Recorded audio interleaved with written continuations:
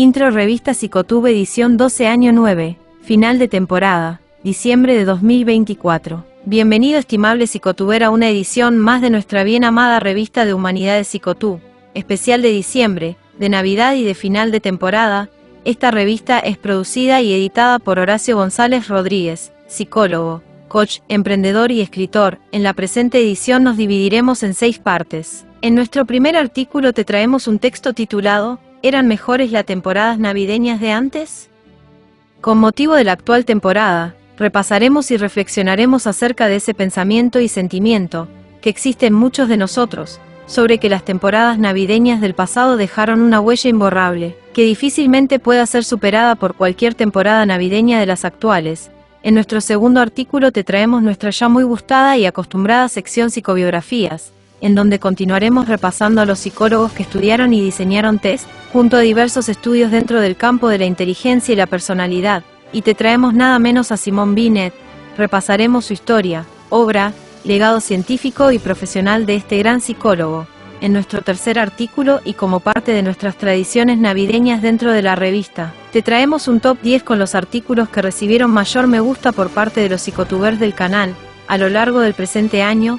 En nuestro cuarto artículo te traemos y continuando con la motivación te traemos el triste cuento de José Marín Cañas, titulado La Noche Mala. Y continuando con nuestro quinto artículo que lleva por título ¿De qué se trata el síndrome de Heidi?, en el cual reflexionaremos sobre dicho tema y reflexionaremos acerca del posible vacío que se puede experimentar, encontrándose por ende sumergidos en la jungla de concreto y asfalto de las grandes ciudades de carácter cosmopolita. Y ese urbanismo exacerbado por defecto, en contraste con el mundo natural del cual solemos carecer, rodeados del mundo cubierto por la naturaleza boscosa y silvestre, repleta de la más completa y variada biodiversidad. Y en nuestro sexto artículo y final te traemos un top 10 como ya parte de nuestras tradiciones de fin de año, acerca de los artículos con mayor visualización dentro del canal de nuestra bien amada revista, y que se volvieron los más visitados y apetecidos o apreciados por nuestros más fieles psicotubers, culminando con nuestro acostumbrado cierre de reflexión y comentarios finales. Una vez más gracias Hispanoamérica por el constante y creciente apoyo.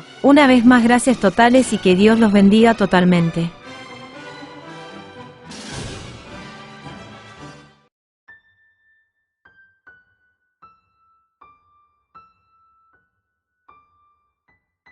¿Eran mejores las temporadas navideñas de antes? En principio de cuentas no podría hablar a nombre de todos los países del resto del mundo, más sin embargo recuerdo mi época de la niñez cuando vivíamos en los 80, y era la colita del final de una época navideña que casi se extinguía cuando todo solía ser bastante maravilloso. Era otra época, había comercio y regalos y cosas que siempre han existido, pero en definitiva era como otra época apartada del mundo cotidiano del resto del año. De verdad se sentía la diferencia, y no es que sea solo yo. Le he preguntado a la gente que es mayor que mi persona y coinciden en lo mismo. Veamos pues más a detalle. La llegada del mes de diciembre significaba que era la mejor época del año. Familia y amigos anhelaban estas fechas para reunirse y disfrutar de días llenos de magia, pero poco a poco es muy común escuchar, esas navidades jamás volverán. Esta afirmación la hizo Don Juan, un hombre de 55 años aproximadamente, una mirada triste y con lágrimas en los ojos. Recordaba cómo fue su infancia y su juventud en Navidad, en un relato para Hipnoticias, cómo habló de sus días más felices. Yo fui de una familia muy numerosa y mis padres siempre celebraban la Navidad. A mi casa llegaban los abuelos, tíos, primos y amigos para esperar la llegada del niño Dios. Recuerdo cómo hacíamos actividades en las noches del 24 de diciembre, se hacían empanadas, tamales, natilla, buñuelos para luego empezar la parranda los adultos y los niños a jugar. Eran noches maravillosas, dijo Don Juan.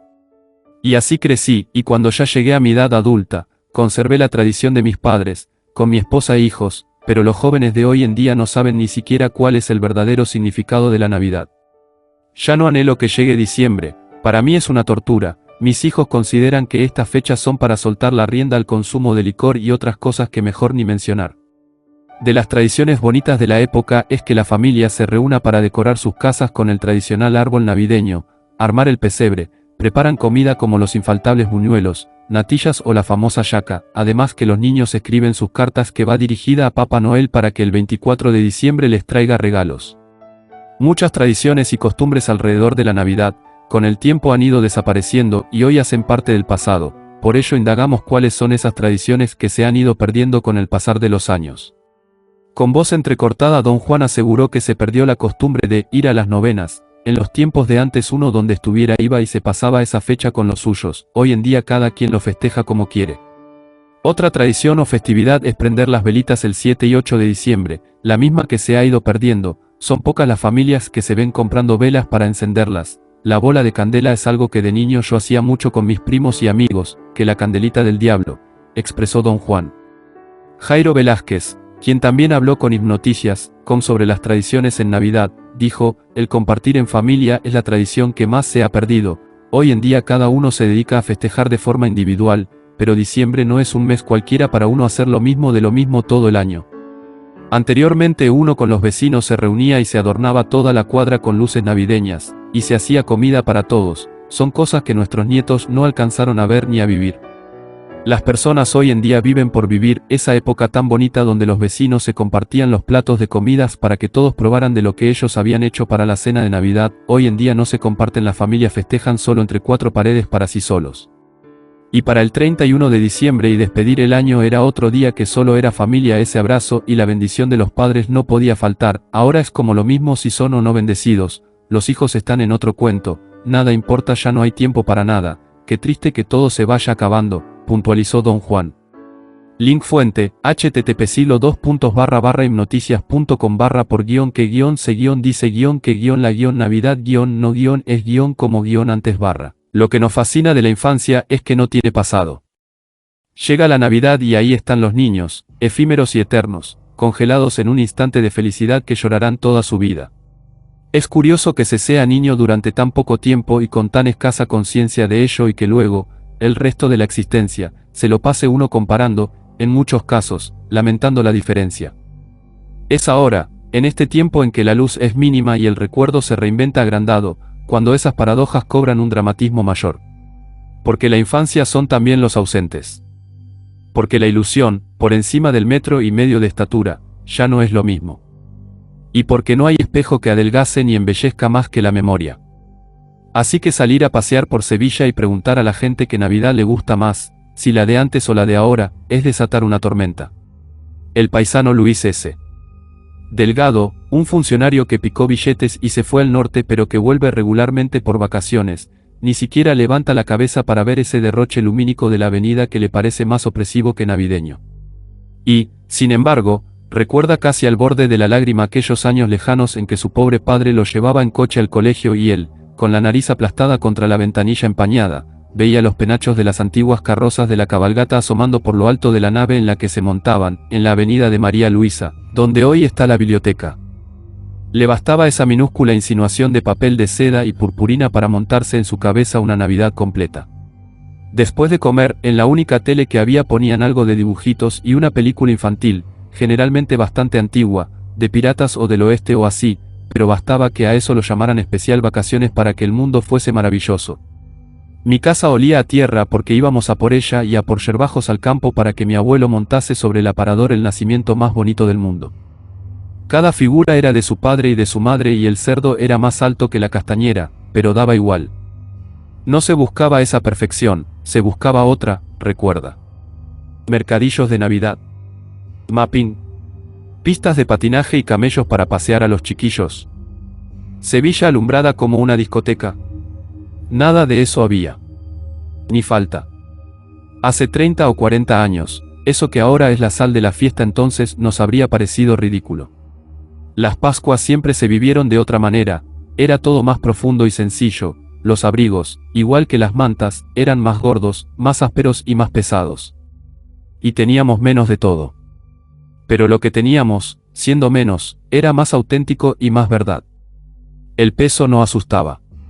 Verónica Pérez es la secretaria general del PSOE de Sevilla y parlamentaria andaluza. Nacida en 1978, su memoria se encuentra a medio camino entre aquella Navidad de antaño y este otro luminoso y bullanguero espectáculo actual. Y en su emoción se combina lo bueno de lo uno y de lo otro, siempre dejando un sitio a la nostalgia, una de las abstracciones que mejor hacen su trabajo. Mi recuerdo más entrañable de la Navidad en mi infancia es el de mi abuela cantando villancicos antiguos y tocando la pandereta el día de Nochebuena, evoca Verónica Pérez. Me encantaba pasear con ella por Sevilla y visitar los belenes en nuestra particular tradición navideña.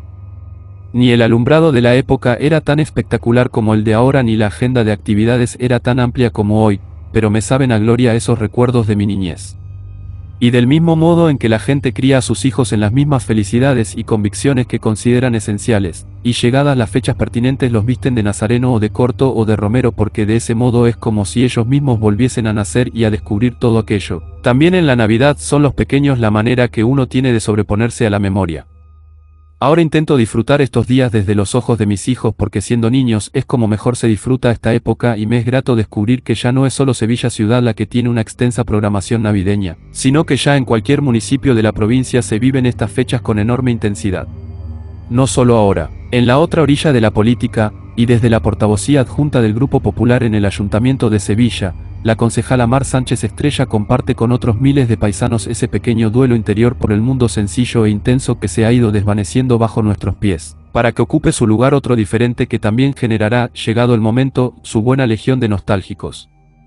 A su modo de ver, el exceso se está convirtiendo en una dolencia que afecta no solo a la celebración de la Navidad, sino a todo, cargándose así un elemento fundamental de la felicidad y del disfrute de las cosas, los tiempos, las esperas, ese estado anímico de vísperas que ahora ya interesa menos. Las fiestas en general yo creo que han evolucionado para desarrollarlas al máximo, no solamente la Navidad, afirma la representante municipal del PP, la Navidad, la Semana Santa. Antes solamente salían las cofradías en Semana Santa y ahora prácticamente sale una todos los días.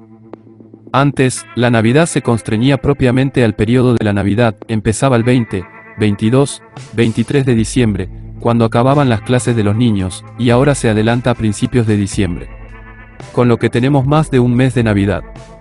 Eso es lo que yo creo que ha ido cambiando, comenta sin especial alegría.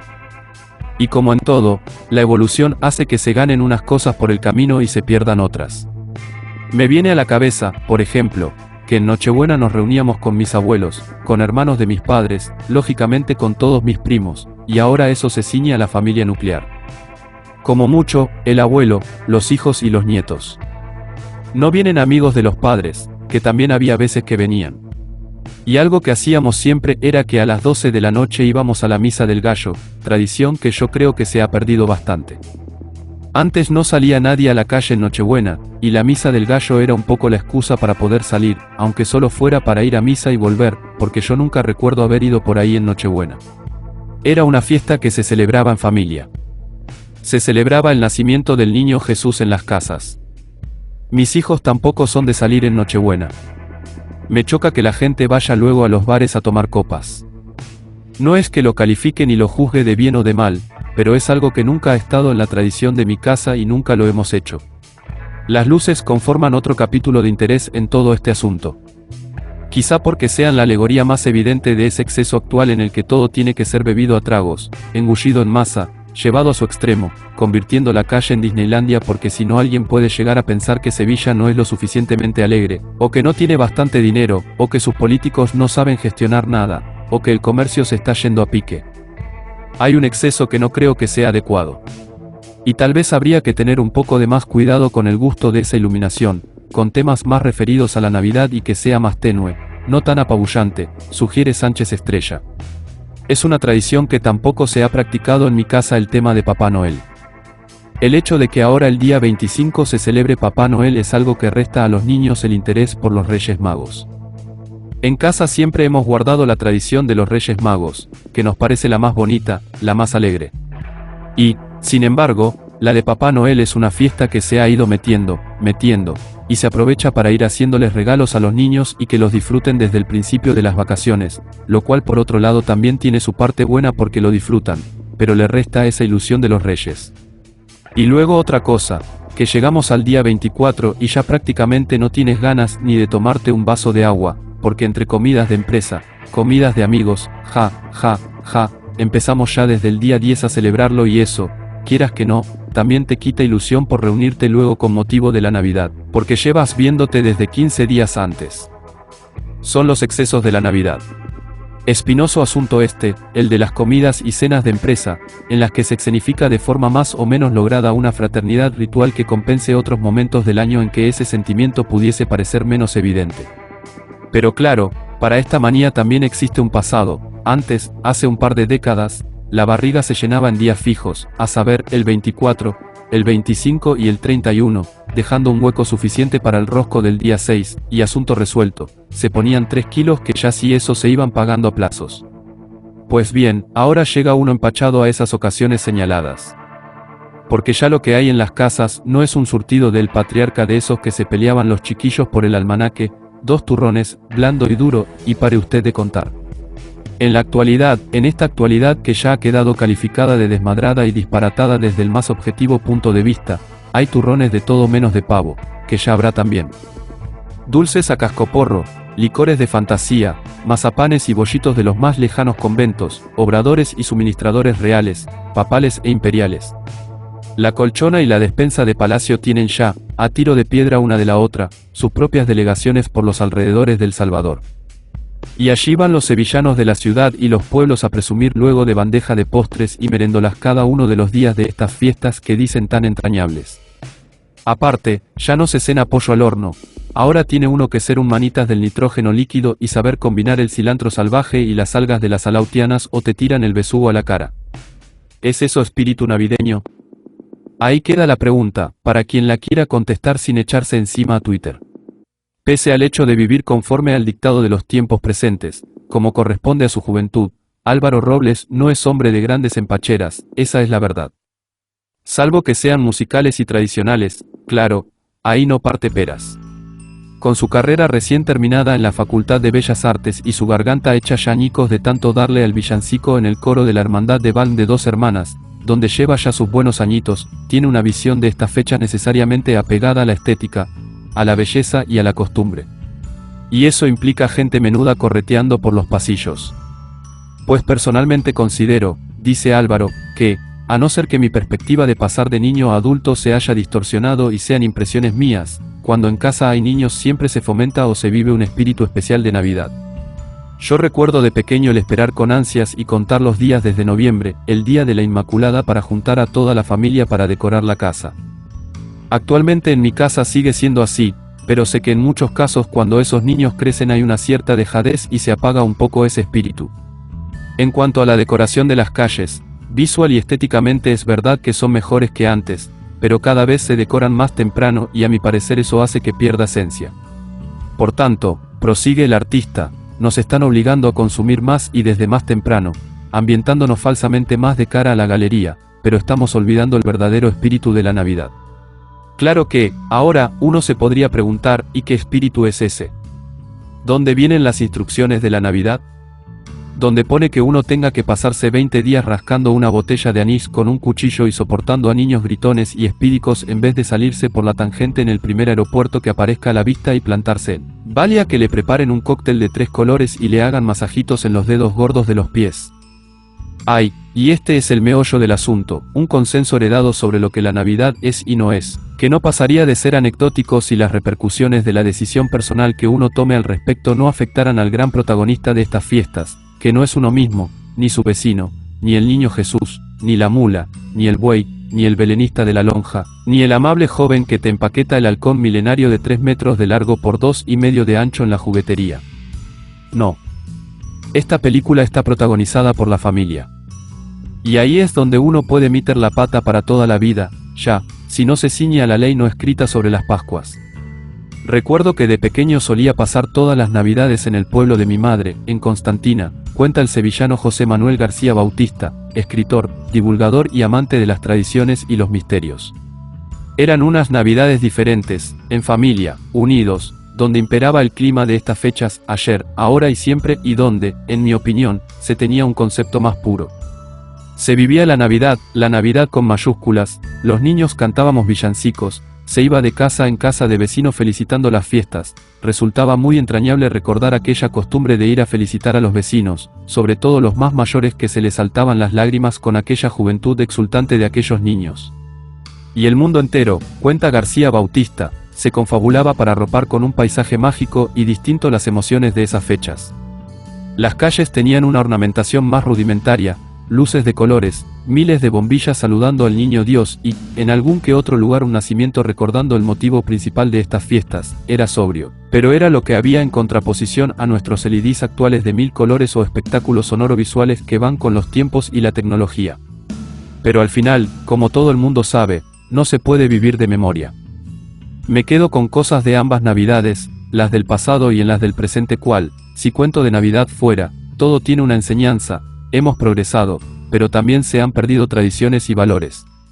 Hoy día resulta raro que un niño cante villancicos a su familia en estas fechas más allá de una actividad escolar sin despegar la mirada del móvil o que, imbuidos en el ritmo de la gran ciudad, vayamos casa por casa felicitando a los vecinos, seguramente alguno ni abriría la puerta. La Navidad de antaño, tal vez por los tiempos, y no hace tanto, resultaba más pura. La actual me resulta que cabalga enfrascada en el excesivo consumismo sin recordar que lo importante es rememorar un nacimiento especial, que cambiaría el mundo, hace casi 2 milenios.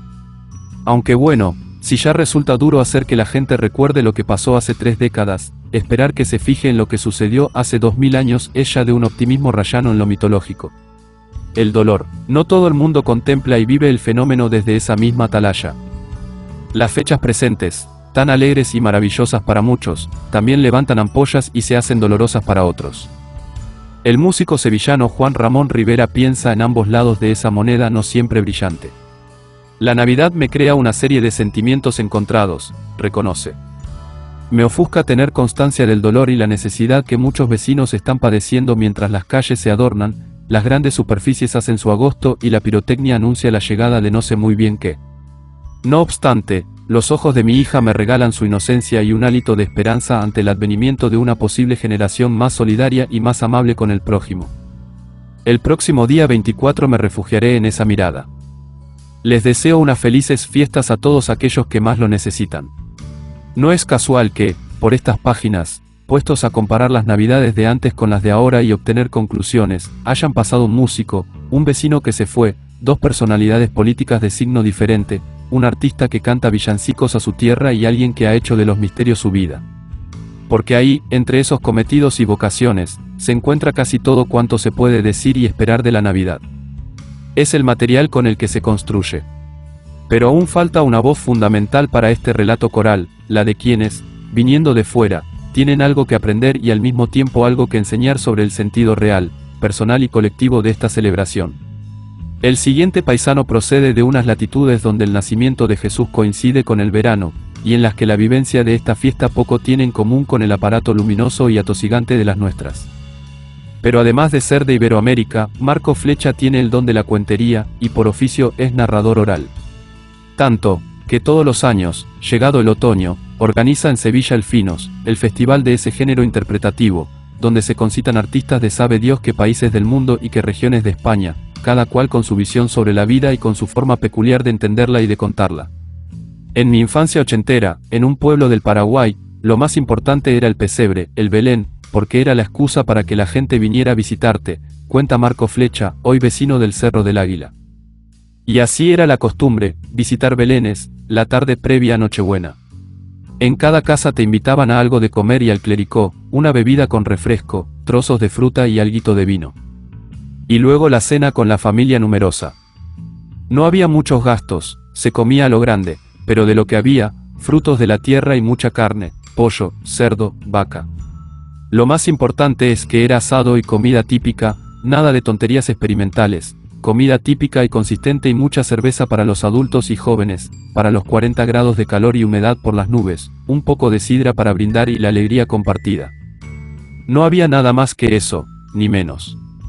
Ahora paso las navidades en Sevilla y tienen otro tenor, muy marcadas por la bulla, la desesperación por comprar, por gastar, buscar lo mejor, lo más de lo más para la cena y el tropiezo apurado con la gente en los espacios públicos donde a uno le apetecería disfrutar, porque Sevilla es una ciudad disfrutable, amable, menos en estos tiempos.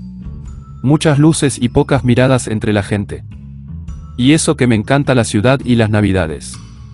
Quedan, por supuesto, más voces, más opiniones. El largo villancico de la nostalgia nunca se acaba. Y la Navidad de los que hoy la gozan llegará un momento en que, muy a su pesar, ya no será como la de antes. Cambiarán las luces y los hábitos, pero sobre todo habrán cambiado ellos.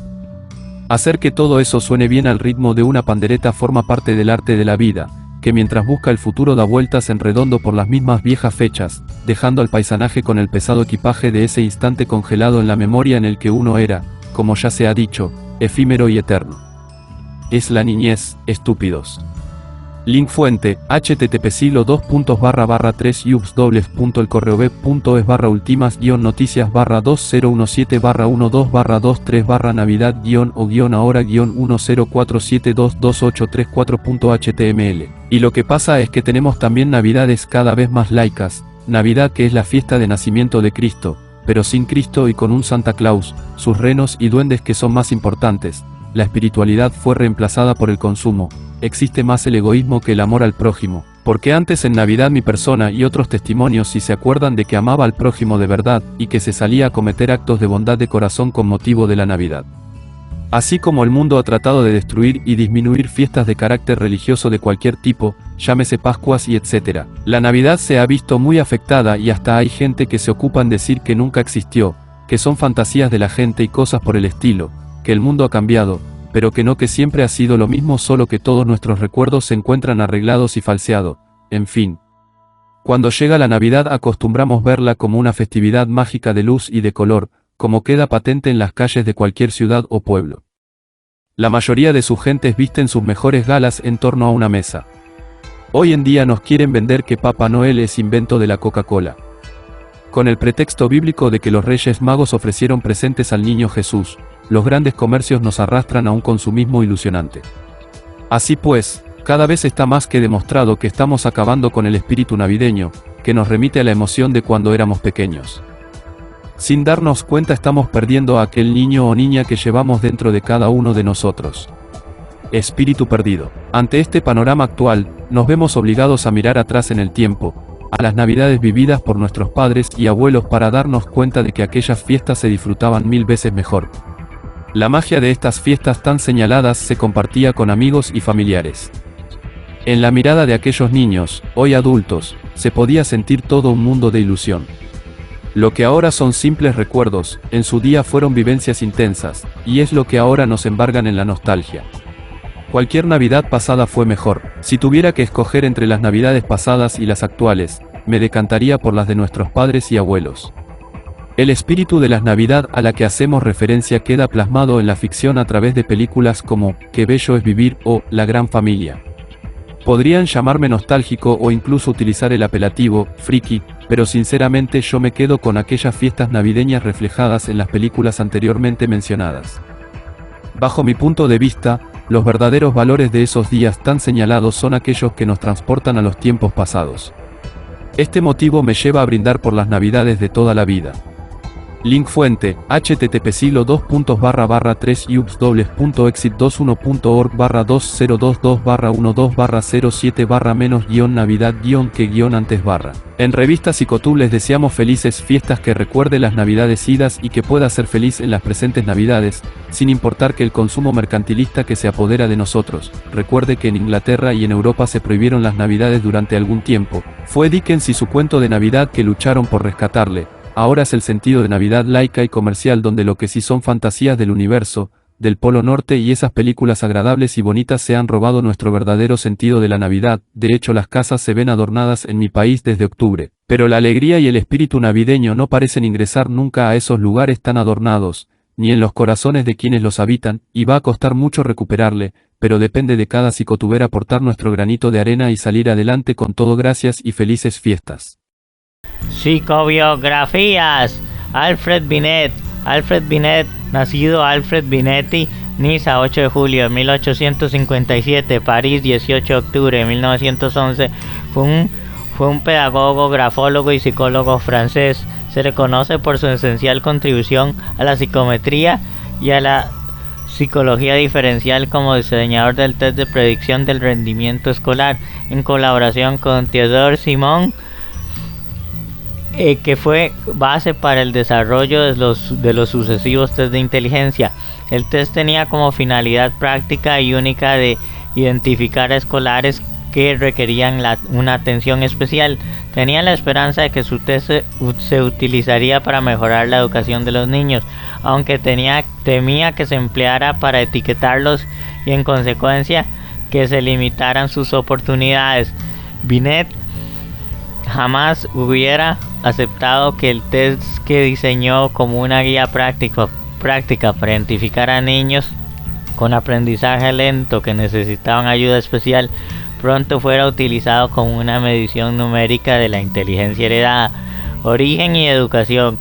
Alfred Binet nació el 8 de julio de 1857 en Niza bajo el nombre de Alfredo Binetti, como el único hijo de un médico y un artista. Estos se separan siendo Binet muy joven y se traslada definitivamente con su madre a París.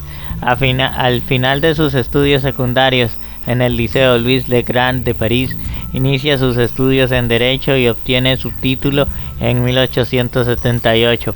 En 1884 Binet se casa con la hija del embriólogo Balbiani e inicia sus estudios de ciencias naturales en la Sorbona bajo la dirección de su suegro. Sin embargo, no estaba demasiado interesado en su educación formal, por lo que acudía a la Biblioteca Nacional de París para formarse por su cuenta. Allí comenzó a leer artículos sobre psicología. Pronto quedó fascinado por autores como Charles Darwin, Alexander Bain o John Stuart Mill, cuya teoría sobre la inteligencia permitía explicar las leyes del asociacionismo. A pesar de ser consciente de las limitaciones de la teoría, las ideas de Mill siguieron influenciándole.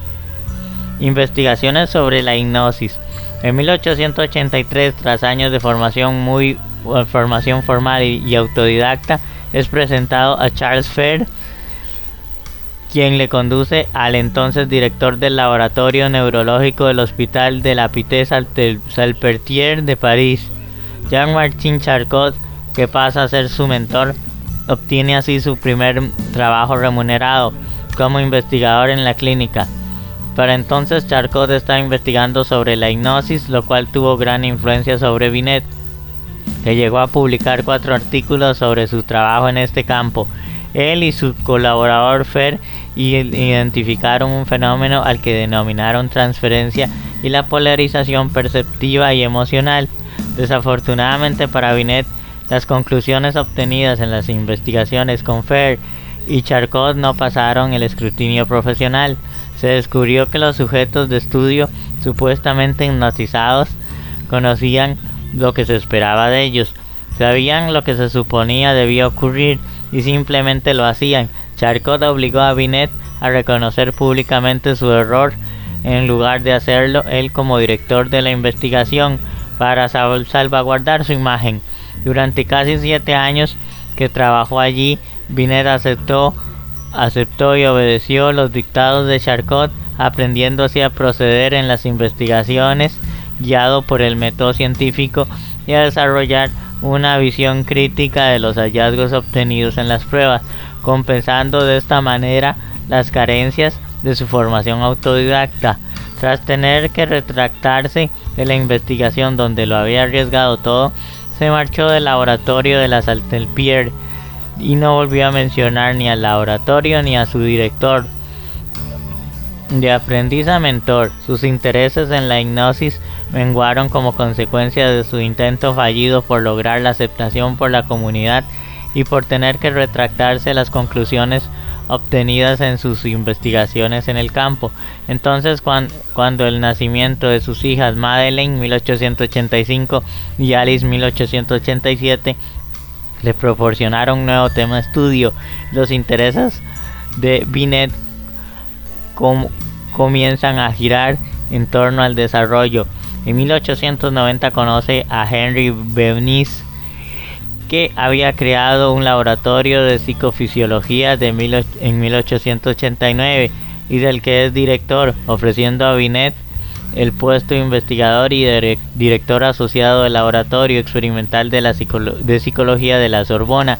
De esta manera Binet comienza a investigar sobre la relación entre el desarrollo físico y el intelectual. Pronto comienza a introducir estudiantes en el campo de los procesos mentales.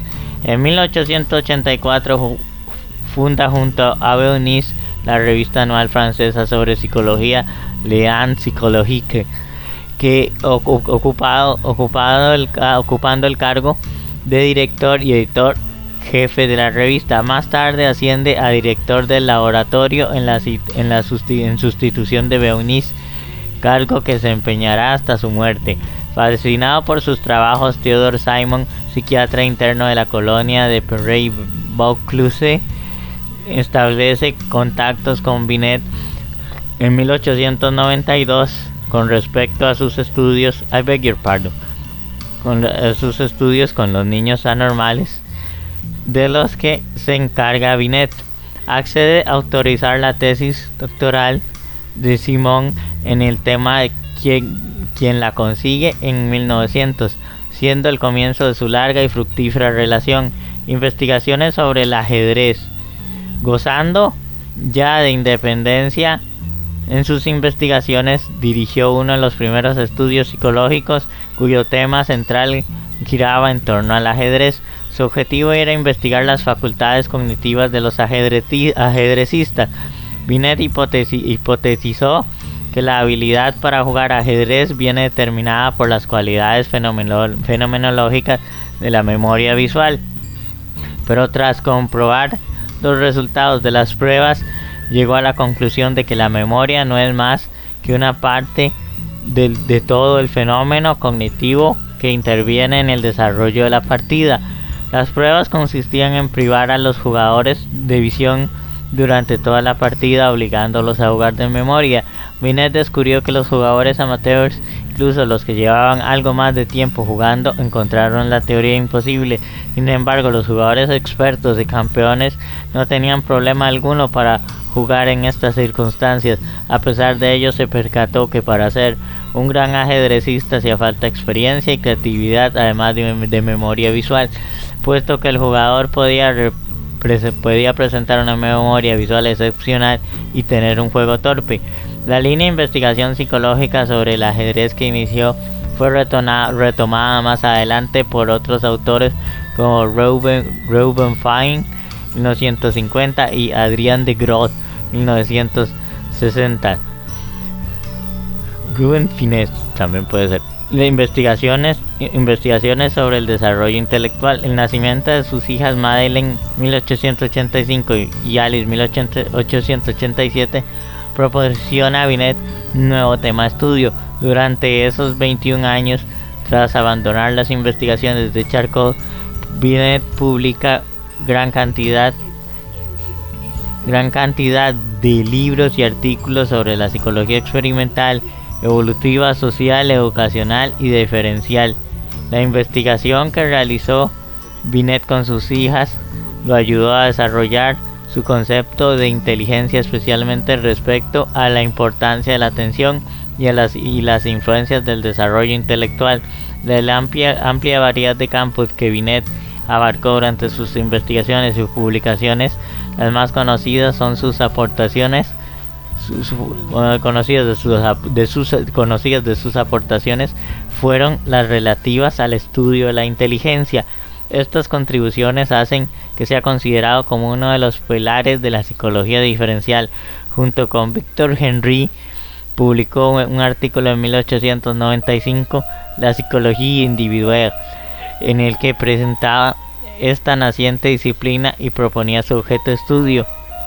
Estos trabajos tuvieron influencia sobre Jean Piaget, quien en 1920 llegó a estudiar con el antiguo colaborador de Binet, Theodore Simon. El test Binet-Simon. En 1899, la Société Libre pour les Études Psychologiques de l'Enfant ofreció a Binet formar parte de ella. En esa época, el gobierno francés promulgó una ley que ordenaba la escolarización obligatoria de todos los niños entre 6 y los 14 años. Los niños llegaban con unos niveles de formación ampliamente dispares, por lo que la clasificación de los mismos según su edad resultaba demasiado ineficaz. En esta sociedad psicológica para el estudio de los niños se esperaba poder estudiar el caso de una forma científica. Binet, junto con otros miembros de la sociedad, fueron asignados a una comisión para la educación de estudiantes retardados por el gobierno francés, el cual les pidió crear alguna forma mecánica de identificar alumnos que necesitarían educación especial. Binet comprobó que no se podía evaluar la inteligencia midiendo atributos físicos como el tamaño del cráneo, frenología o la fuerza con la que se aprieta al cerrar el puño. Por ello rechazó el método biométrico defendido por Sir Francis Galton, proponiendo un nuevo método de ejecución en el cual la inteligencia se calculará sobre la base de la correcta ejecución de tareas que exigían comprensión, capacidad aritmética y dominio del vocabulario.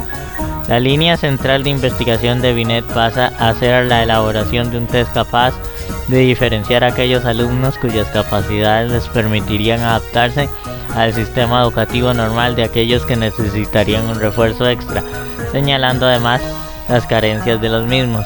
En 1903 Binet publicó L'étude expérimentale de la inteligencia, estudios experimentales sobre la inteligencia, donde explicaba los problemas que presentaba establecer las diferencias entre los niños aventajados y los retrasados y los métodos empleados para evaluar sus diferencias. Esta publicación no tardó en dar un paso a nuevas investigaciones.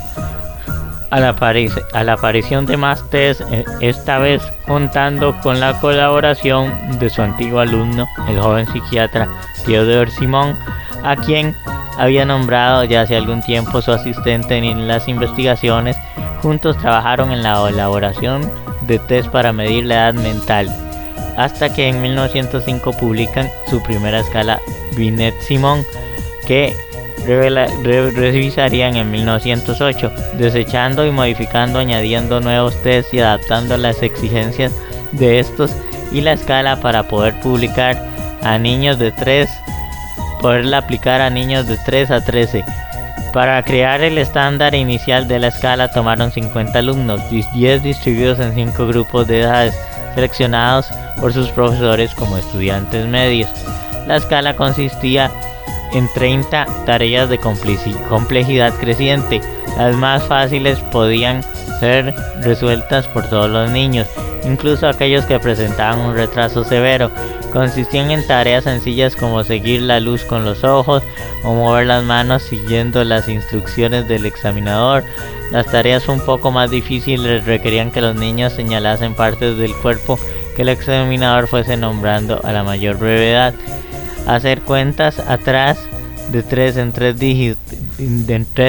dígitos, repetir frases y definir palabras comunes como casa, tenedor o madre. Tareas más complicadas eran pedir a los niños establecer las diferencias entre dos objetos, reproducir dibujos de memoria o construir frases a partir de grupos de 3 palabras como París, Río y Fortuna. Las más complicadas pruebas consistían en hacer repetir a los niños secuencias aleatorias de 7 dígitos al revés, encontrar 3 rimas para una palabra determinada y responder a preguntas de tipo: mi vecino ha estado recibiendo visitas bastante extrañas últimamente, le han visitado un médico, luego un abogado y por último un cura, ¿qué puede estar ocurriendo? Tras contrastar los resultados de las pruebas, la puntuación llevada a la escala Binet-Simon revelaría la edad mental del niño, un concepto utilizado para determinar de forma práctica el lugar que debía ocupar en el sistema educativo. Por ejemplo, un niño de 6 años que pase las pruebas correspondientes a su edad, pero no más, presentará una edad mental de 6 años. Si además de las de su edad puede avanzar sobre las más complejas, el niño demostrará una edad mental superior a la que le corresponde y por tanto representará un desarrollo intelectual precoz. Si por el contrario no consigue las pruebas correspondientes a la media de su edad, indicará que el niño posee una edad mental inferior a la correspondiente, es decir, no ha alcanzado el nivel de desarrollo intelectual acorde con su desarrollo físico y por tanto presentará algún tipo de retraso mesurable en función de las pruebas no superadas, que deberá ser complementado con una educación especial que refuerce sus carencias. Binet fue franco respecto a los límites de su escala. Era consciente que las diversas clases de inteligencia no podían ser estudiadas con precisión de forma cuantitativa, tan solo podían ser apreciadas cualitativamente. También remarcó que el desarrollo intelectual progresivo se veía en cierta medida influenciado por el ambiente, como pudo observar en la similitud de resultados entre niños y de ambientes semejantes. Los niños de familias acomodadas solían presentar una edad mental superior a la de los niños de los suburbios. No era solo una cuestión genética y que en consecuencia los retrasos en el mismo podían ser reforzados y reparados. Binet publicó la tercera revisión de la escala Binet-Simon justo antes de morir en 1911, pero aún no estaba completa. De no ser por su repentina muerte a causa de un derrame cerebral, seguramente habría continuado revisando la escala. Tuvo muy buena acogida, principalmente porque resultaba fácil de aplicar, podía terminarse en un breve lapso de tiempo, lo cual la hacía muy pragmática. El legado de Binet. Mientras Binet desarrollaba su escala mental, la administración y las instituciones educativas de Estados Unidos se planteaba la manera de afrontar la diversificación poblacional que estaba teniendo lugar y al tiempo seguir respondiendo a las necesidades de la sociedad. Surgió entonces la preocupación por parte de las clases pudientes y acomodadas por el devenir de un sistema basado en la mediocridad. En 1908, Henry Herbert Goddard, una personalidad en el movimiento eugenista de la época, encontró utilidad en medir desarrollo intelectual mediante test como prueba para demostrar científicamente la superioridad de la raza blanca. Tras estudiar en el extranjero, Goddard llevó la escala Binet-Simon a Estados Unidos y la tradujo al idioma inglés. Siguiendo el movimiento sobre el test comenzado por Goddard en Estados Unidos, el catedrático de la Universidad Stanford, Louis Terman, intentó utilizar la escala establecida por Binet, pero descubrió que las normas sobre la edad desarrolladas en París no se adecuaban bien a los estudiantes de California y que debía adaptar el test al estándar americano. Revisó el test y perfiló algunos elementos originales y agregó otros. Estableció normas nuevas sobre la edad y amplió el extremo superior del rango del test para que no llegara solo hasta los adolescentes. Su revisión recibió el nombre de la escala de Stanford-Binet. Terman promovió el uso de los test de inteligencia como forma de tener en cuenta las diferencias de los niños en cuanto a sus dones naturales al evaluar su capacidad vocacional, pero la nueva función que en realidad le dio a los test de inteligencia fue la de desalentar la procreación anormalmente prolífica de determinados grupos étnicos. Previó que el uso de los test terminaría a la larga reduciendo la debilidad mental, el crimen, la pobreza extrema y la ineficacia en la industria. Binet jamás habría aceptado tras su muerte en 1911 el test que diseñó como una guía práctica para identificar a niños con aprendizaje lento que necesitaban una ayuda especial.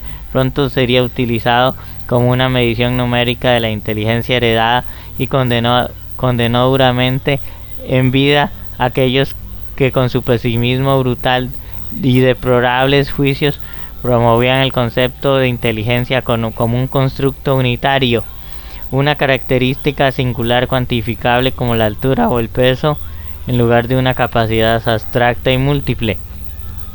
A pesar de todo, el uso del test de inteligencia, del que fue precursor, se ha convertido en una importantísima herramienta en el campo de la educación, y en la actualidad su función es, en esencia, lo que Binet siempre pretendió dar a su escala: la de ayudar a niños que necesitan un refuerzo especial y la de estimular a aquellos con un desarrollo intelectual fuera de lo común. En 1917, la Société Libre pour l'étude de Psychologie de l'Enfant a la que Binet había pertenecido en vida y que dio lugar a sus tests, cambió el nombre a la Sociedad Alfred Binet. En 1984 la revista Science incluyó a la escala Binet-Simon entre las invenciones más significativas del siglo XX. También estudió las conductas sexuales y acuñó el término de fetichismo erótico para describir a aquellos individuos que presentan intereses sexuales por objetos como la ropa y etc. El legado de Binet en la psicología posteriormente a su muerte, incluso antes de esta, otros muchos autores se interesaron en la escala creada en colaboración con Simon. Un año antes de su fallecimiento, Goddard traduciría al inglés dicha escala e intentaría llevarla a Estados Unidos. Si bien la presencia de diferencias significativas entre la población francesa y estadounidenses provocaba que existiesen dificultades metodológicas. Poco después, en 1912, Stern trabajaría sobre los resultados obtenidos de la escala y haría hincapié en que la presencia de retrasos concretos en diferentes edades tiene un significado más relevante y supone mayor o menor alteración a determinada edad, cuando el concepto de cociente de inteligencia consciente de las dificultades, creando el concepto de coeficiente de inteligencia, CI, consciente de las dificultades de aplicación debido a las diferencias poblacionales y en conocimiento de los conceptos que otros autores como Stern elaboraban, Terman realizaría una revisión de la escala Binet que recibiría el nombre de escala Stanford-Binet.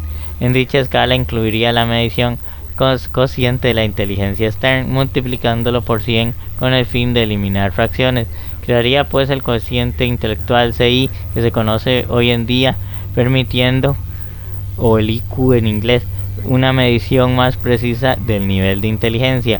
La escala Stanford-Binet sería la principal prueba de inteligencia durante décadas, hasta verse aventajadas por el nacimiento de las escalas Wechsler. En conclusión, las aportaciones de Alfred Binet a la psicología han sido de gran importancia, siendo sus trabajos inspiración para muchos otros autores como Wechsler o Piaget. Sin embargo, su trabajo ha sido empleado en muchas ocasiones para separar, etiquetar, disgregar a los niños con dificultades intelectuales, siendo su escala aplicada como un propósito opuesto al pretendido por el autor y reforzar y ayudar a los niños con dificultades. Otras aportaciones. Si bien Alfred Binet es principalmente conocido por ser el creador del primer test de inteligencia, su obra no se versó exclusivamente en este aspecto. Por ejemplo, Binet trabajó en la definición de lo que hoy en día consideramos fetichismo, entendiéndolo como el producto del recuerdo de una excitación sexual aparecida durante la infancia, siendo el objeto fetiche el elicitador de dicho recuerdo. Asimismo, también propondría una diferenciación entre pequeño fetiche y gran fetiche, siendo la conducta parafílica propia del segundo.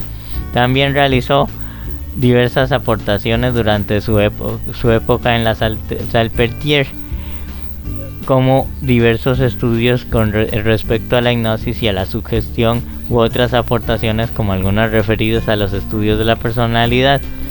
Otros trabajos de interés incluyen varios estudios sobre la memoria visual e inteligencia que llevaría a cabo en base al juego de ajedrez. Si bien inicialmente se planteaba que el buen jugador poseía una memoria visual y elevada, y ello inducía a que fuera capaz de jugar correctamente, las conclusiones del estudio mostraban que también era necesaria la creatividad y la experiencia. Por último, también resulta conocido su trabajo respecto a la grafología, o como la manera de describir de una persona nos puede proporcionar información sobre su manera de ser y percibir. Binet jugó un papel importante en el desarrollo de la biometría y la psicometría. Su preocupación por las diferencias individuales le llevó una técnica para evaluar la variabilidad de un rasgo particular, ya sea sobre una población o para un solo individuo a lo largo del tiempo. Alfred Binet es recordado como uno de los psicólogos más influyentes de la historia.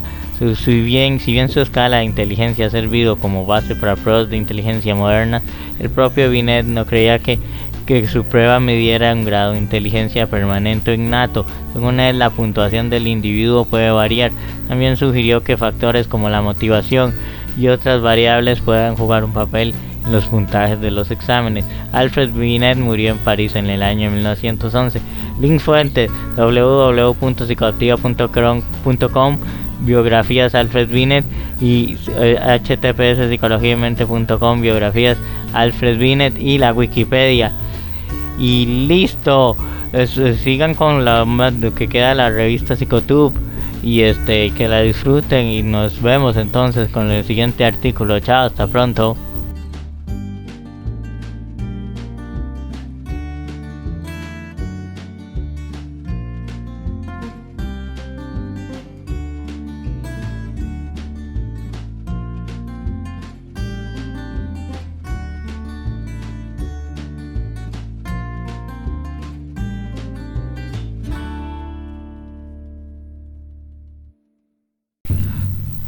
Top 10 artículos con más me gusta de la revista Psicotube. Esta es una de esas tradiciones que tenemos a final de año, de hacer un par de topcitos con esto. Ahora para el próximo top les vamos a explicar que hay sorpresas y cambios que se pretenden implementar para la revista. Así que antes que nada, entrémosle al top. A ver, el número 10 es las psicobiografías. Otto Rank, que es el psicoanalista que eran los discípulos de Freud, pierde 3 lugares con respecto al top anterior. Ahí también les dejamos sobre los top anteriores la lista. En la número 9, El castigo más tonto, cuento de Pedro Pablo Sacristán, pierde 4 lugares con respecto al top anterior. En el número 8, El cuento anónimo del cazador de dragones, pierde 3 lugares con respecto al anterior.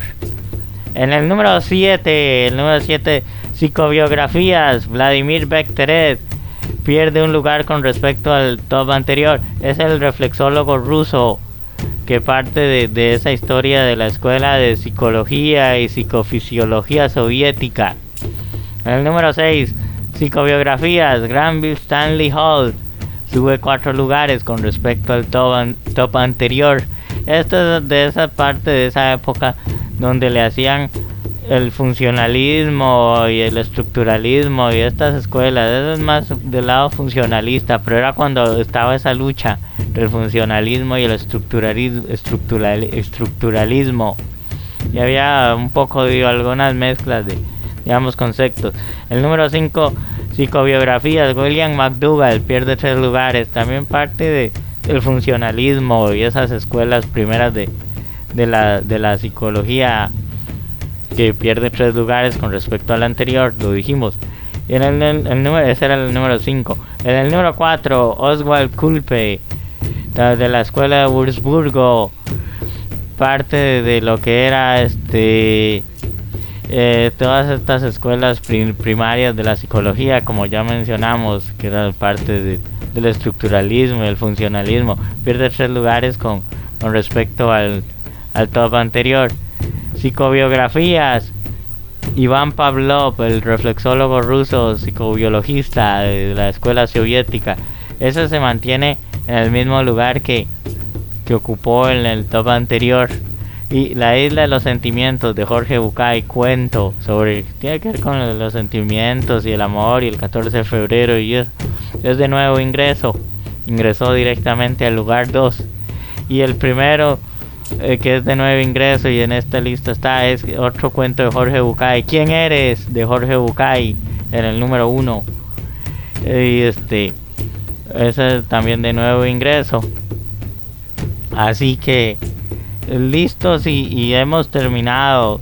Sigan con lo que queda de la revista Psicotube, que ya nos queda no mucho, pero ya casi culminamos. Así que ha sido un placer y chao, hasta pronto, nos vemos. Aquí los dejamos, continúen con más de revista Psicotube.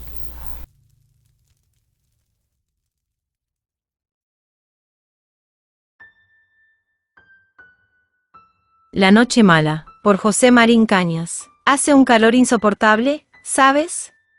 Tú siempre quejándote. Perdona, hijo, no creí ofenderte. ¿Quieres callar? Me has venido a meter entre esta gentuza. Como comprenderás, tengo razón, hace un calor insoportable y me estoy cayendo de sueño. ¿Quieres que nos vayamos? No. No tengo sueño y me aburriría en casa. Espera hasta que termine la misa. No han dado las 12 todavía. Berta bajó la cabeza agobiada. ¿Por qué se habría casado con aquel hombre? Ni ella misma llegó a saberlo nunca. Él era alto, adiposo, envejecido a fuerza de vicios, bruto, de mirada insolente y belfo caído.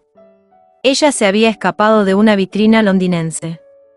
Frágil, quebradiza, mimosa como una gata, el cabello castaño y la mirada honda, húmeda, esperanzada. Cuando Berta quedó viuda, tenía su angelote año y medio.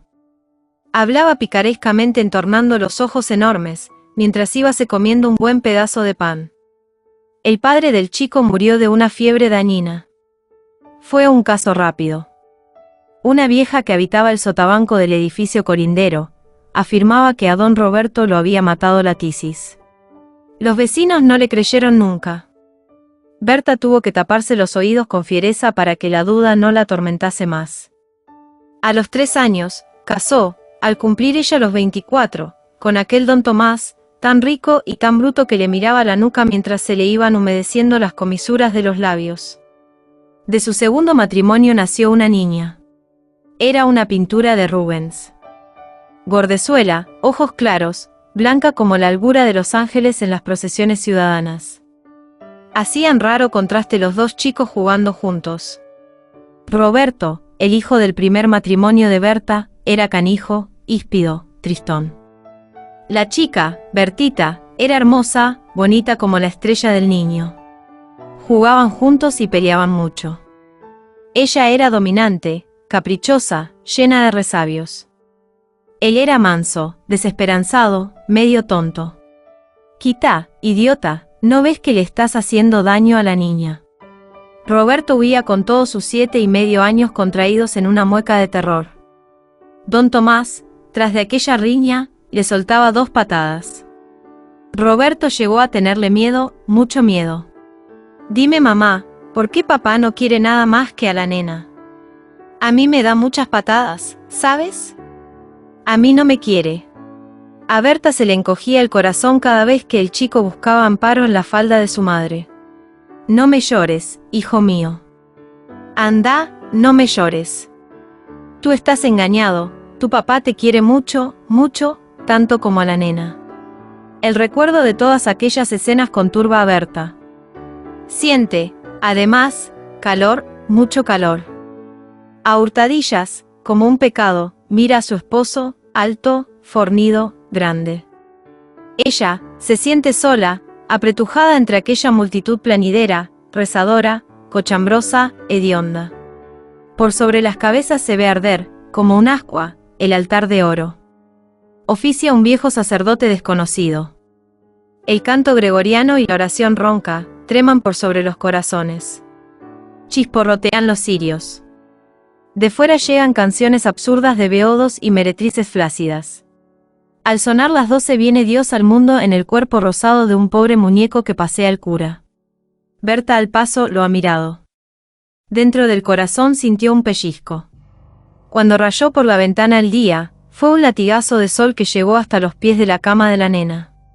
La chica, porcelana y cera, incorpórese a medias. Estaba atolondrada de sueño, pero la alegría, tralleadora y brutal, hízola dar un respingo. Mamá, mamá. ¿Qué, hija mía? Mamá volvió apremiante a llamas. ¿Qué te pasa, niña? Gruñó el padre. Papá, papacito. Vengan. Miren. Vengan. Palmoteaba la chiquilla con una prisa dolorosa en la que la alegría no la dejaba hablar. ¿No vienes, mamá? Mira lo que me ha traído el niño. ¿Cuánto juguete? ¿Ves? Aquí está la cocina y la muñeca y la bola. Mira, papá, ven para que veas la casa de muñecas. Mira qué linda. No me ha traído el automóvil, pero fíjate, qué muñeca más grande. Oye, y también se duerme. Lo hablaba estropajosamente, con su pobre lengua de trapo que la alegría entorpecía más. Estaba radiante. Sus 3 años parleros salían le da la cara por los ojos. Reía toda la chiquilla cogiendo al azar los juguetes, apretándoselos contra el pecho, besando las muñecas de cara inconmovible. Berta se tiró de la cama. Suelta la melena que doraba la luz mañanera, tensa las formas bajo la seda fina de su escasa ropa, al aire la pierna deliciosa e insinuante, corrió al cuarto vecino de los chicos. La niña abrió los brazos y se lanzó a su cuello. ¿Lo ves, mamá? Como yo soy muy buena. Mira cómo se ha portado él. Niño Dios conmigo. Me lo trajo todo lo que yo le había pedido. Gruñó don Tomás al saltar del lecho y vino muy arropado al cuarto. ¿Qué chiquilla? ¿Re gustan los juguetes? Sí, papaíto. Anda, dame un beso. Fue un beso largo, abrazados el padre y la hija. Entonces Roberto abrió los ojos. En su inconsciencia, levantaba la cabeza y dejábala nuevamente caer. Pudo, con un azote de don Tomás, despertarse. Se incorporó. Veía a su madre, a la nena, a su papá. Vio de repente, como un latigazo, los juguetes de la chica y se le iluminó el mundo. Recordó breve, duro, que era Nochebuena. Y con toda su ansia, con todos sus 7 años de niño desesperanzado, buscó en su cama el regalo de Dios. Había 3 juguetes malos, pobres, raquíticos. Uno de ellos era una bola rota, usada. Fue breve, conciso, agudo en el examen. Los juguetes de la nena, muchos, lindos todos, como para jugar. Los de él, pobres, pocos, ninguno de los que había pedido. Ni el automóvil, ni la bicicleta, ni el barrilete. Berta le miró un momento, quieta, sobrecogida de terror. En los ojos del chico tembló la emoción de su engaño doloroso. Era un nudo que le subía del pecho. Mamá, mamá. ¿Qué, hijo de mi alma? Tremó la madre en un abrazo al pobre. Y luego, bajando la voz, para que no lo oyese, papá, rompió a llorar hondamente, con una angustia cerrada. Mamá, también el niño Dios quiere más a la nena. No, hijo mío, no digas eso. Dijo la pobre y tembló de frío. ¿Estás temblando, mamá? No, sí. ¿Estás temblando? No. Retumbó la voz de don Tomás, es que la ventana está abierta y entra mucho frío. Don Tomás cerró la ventana de un golpe, duro y autoritario. Robertito, abrazado a su madre, la miró llorando, mientras se hacía un silencio. ¿Sigues temblando, mamá? No dijo nada. Sentía deseos de llorar. Ganas apremiantes de llorar. Calla, hijo mío. Cállate ya. Sí. Sigo temblando, pero no me llores, que, si el niño Dios no te quiere mucho, yo te quiero con todo el corazón, hijo mío. No me llores. Repetía la pobre. Habían cerrado la ventana, y Berta seguía temblando. Comentario. Este cuento pertenece al género realista. Es el primer cuento del tomito titulado Los Bigardos del Ron que José Marín publicara en el año 1928 y que José León Sánchez afirmara en una entrevista que fuera su primera inspiración para sus primeras obras. El personaje principal es Berta, casada 2 veces. El primer marido murió y le dejó un hijo, Roberto.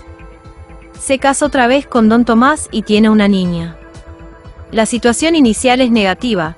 Tomás tiene un código moral machista, grosero, mandón, etc. Lo contrario es Berta, buena, sumisa. Es la fiel, cumplidora del código social religioso. Sufre estoicamente las groserías de su marido. La prueba particular se da en la misa de medianoche cuando el marido desea regresar a su casa y la interpela de mala manera. Ella espera la llegada de la medianoche, el nacimiento del niño Dios. Este se convierte en el elemento mágico para ella. La evidencia sucede en la prueba fundamental cuando los niños descubren los regalos que el niño Dios les trajo. Los de la niña preciosos y los de Roberto un fiasco. La pregunta clave del relato la hace el niño de 7 años, tampoco el niño Dios me quiere. Y la degradación de madre e hijo llega al máximo. Ella afirma que si lo quiere, pero la evidencia es tal que ambos lloran su impotencia. Desde una situación inicial negativa se llega a una situación final aún más negativa. Es un proceso de degradación total. Los buenos que cumplen con el código social y religioso, tal y como lo exige la Iglesia Católica, no reciben la solución a sus males. No hay elemento mágico que les ayude como aliado. Todo sigue igual. Quizás se abrigue una esperanza, pero no aquí sino en el virtual más allá. Es un cuento crítico, contestatario y que obliga al lector a la reflexión. Problemas como los hijos de dos matrimonios y el rol de los padres adoptivos están presentes, y la mentira piadosa de que el niño Dios trae los regalos de Navidad también evidencia no solo alegrías sino injusticias y tristezas. Link fuente: http://area-co-ustarika.sonalibre.org/2010-mala-20-Jose-marin-canas.html. ¿De qué se trata el síndrome de Heidi?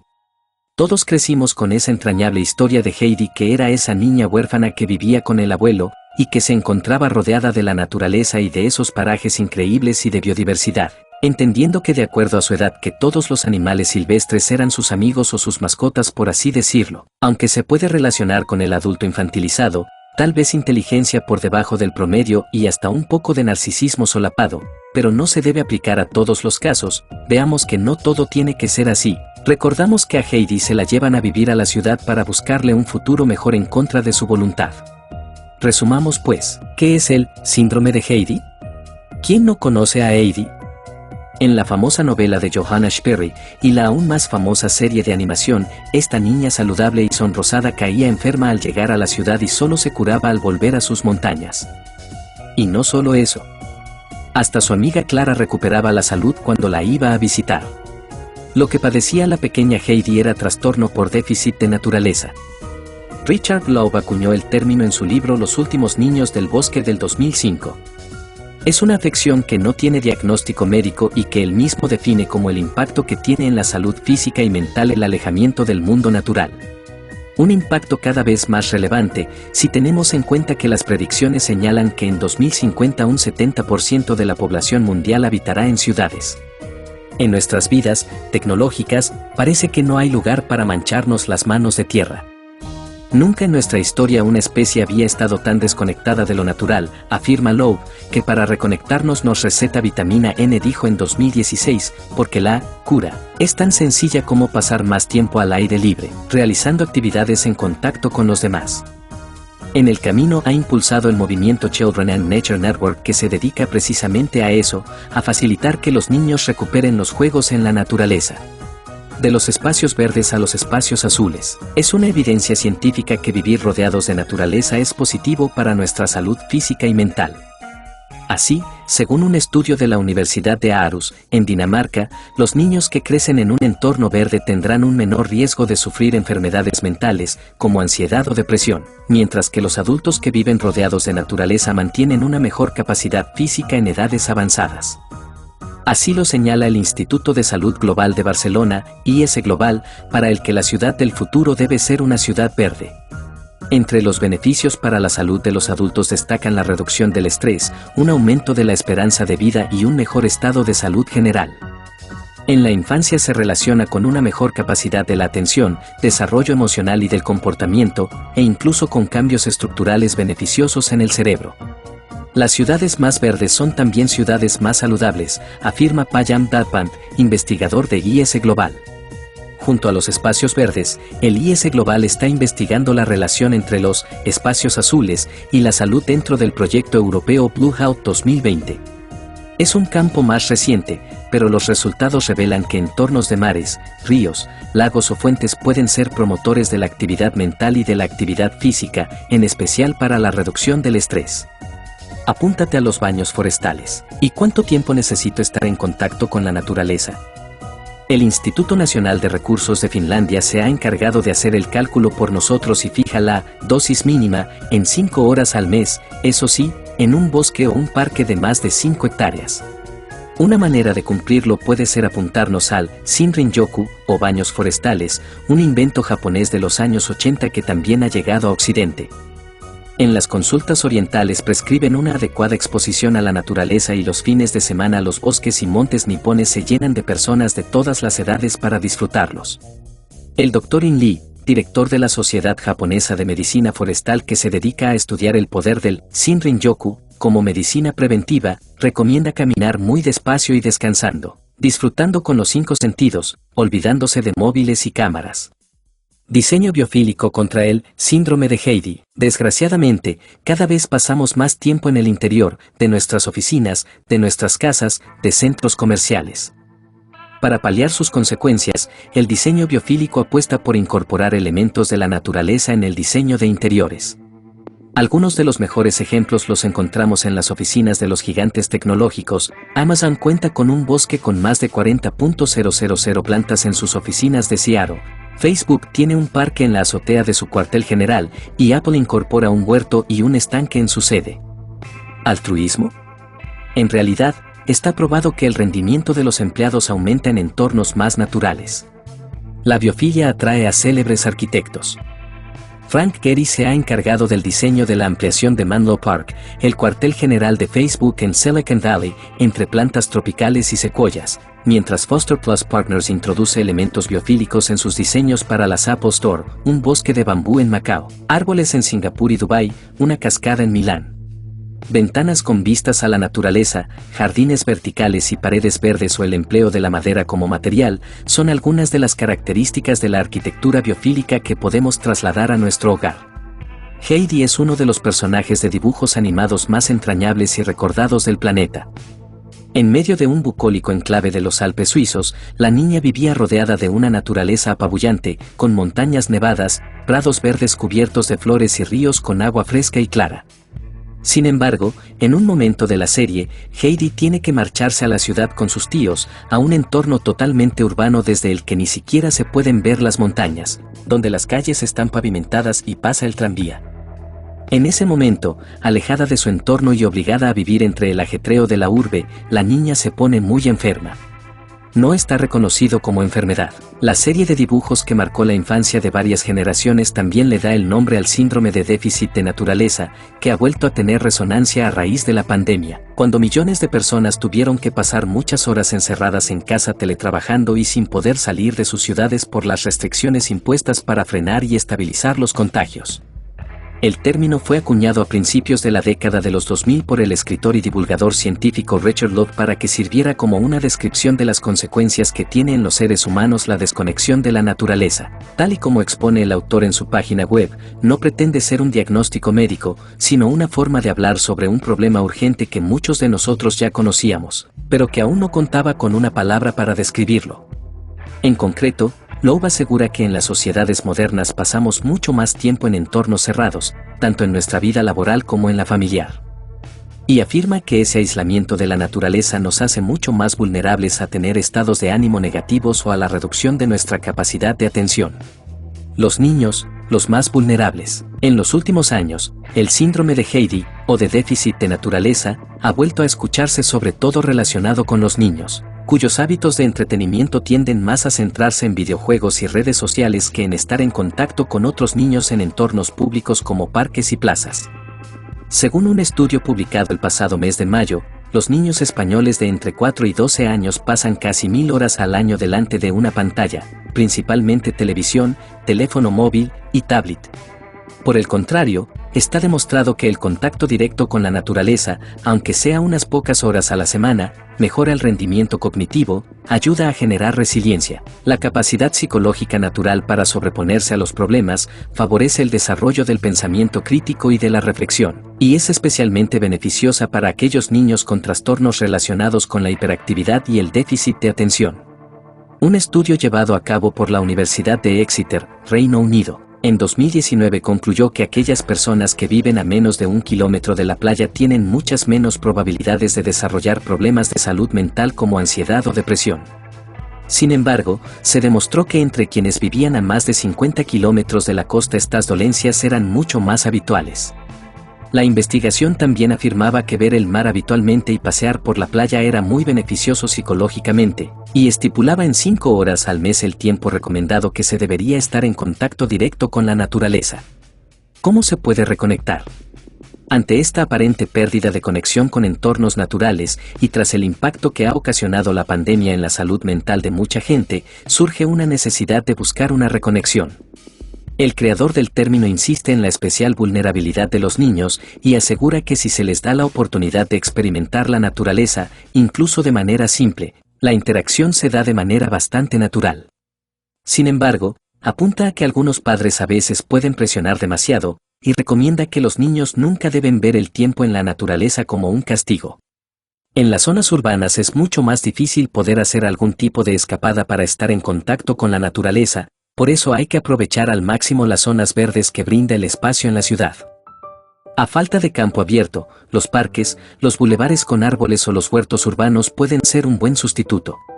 Loeb defiende que la conexión con la naturaleza debería ser algo cotidiano, y si diseñamos nuestras ciudades, incluidos nuestros hogares, lugares de trabajo y escuelas, para trabajar en armonía con la naturaleza y la biodiversidad, esto podría convertirse en un patrón común.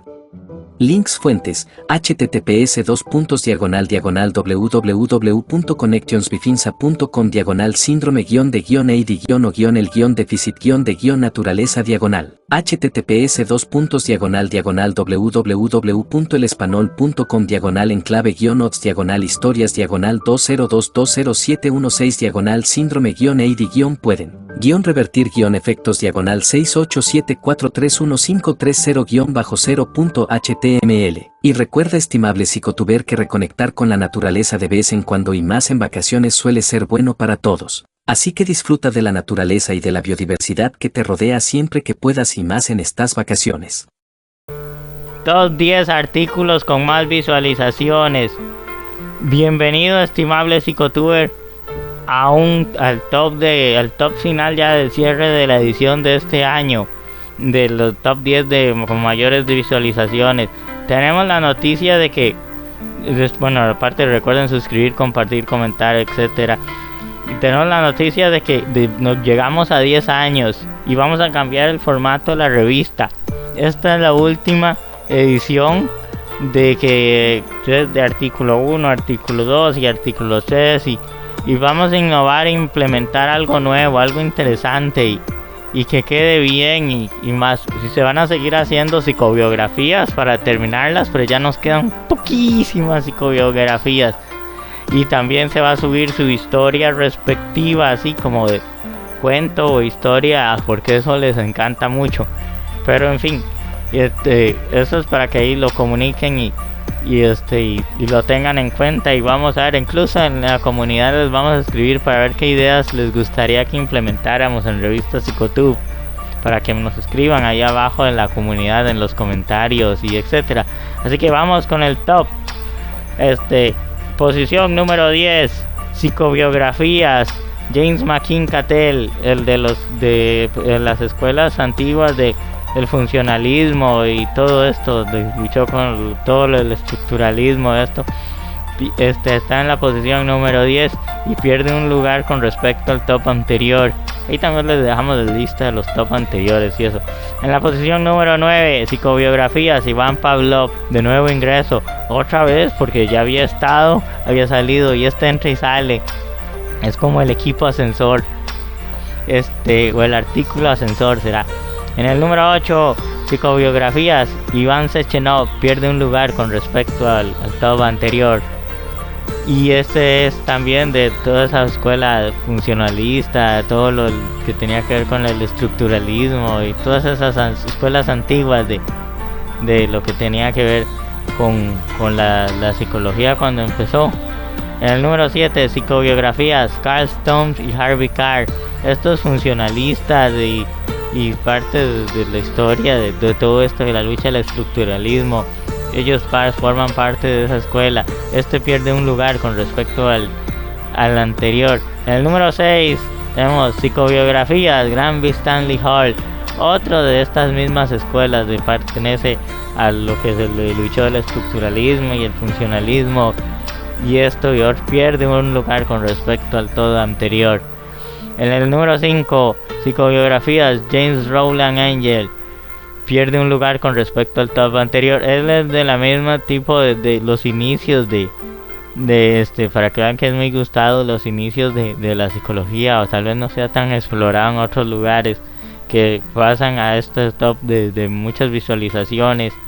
Ellos tienen que ver con toda esa historia del funcionalismo y los principios del estructuralismo, los principios de la psicología como ciencia. En el número 4, esa era la número 5. En el número 4, William McDougall pierde un lugar con respecto al top anterior.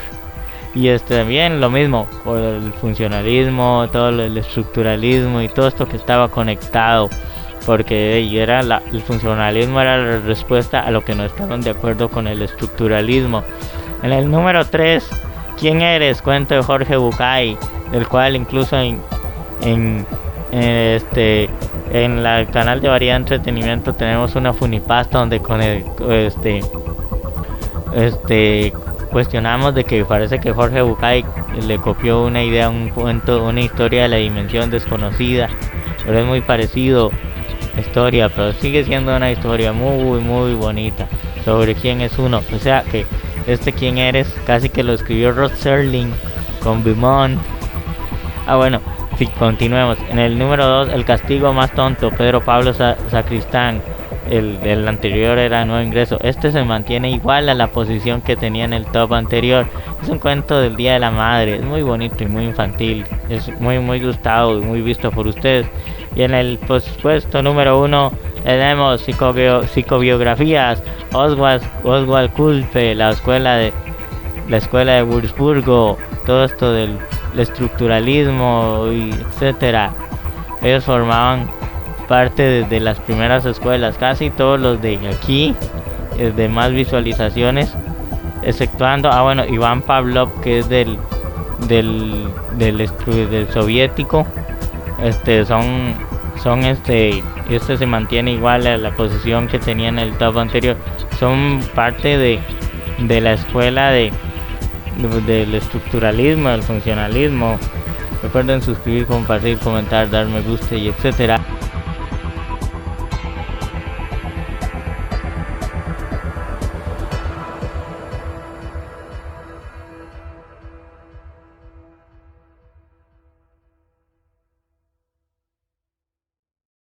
Cierre Revista Psicotube edición 12 año 9 final de temporada diciembre de 2024. Hemos llegado una vez más al final de otra edición y por qué no decirlo de otra temporada, de la revista de Humanidades Psicotube.